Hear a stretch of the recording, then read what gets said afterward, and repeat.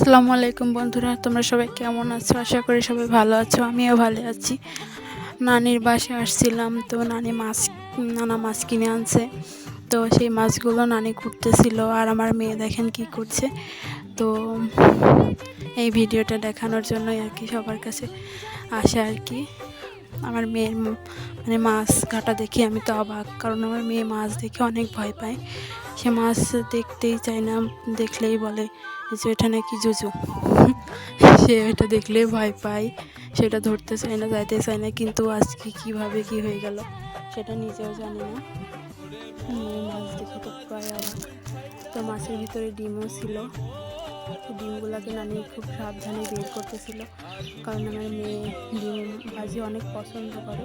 তো আমার মেয়ের জন্য আর কি আমার নানাই মাছগুলো কিনে আনছে, যাতে আমার মেয়ে খাইতে পারে ডিমগুলো।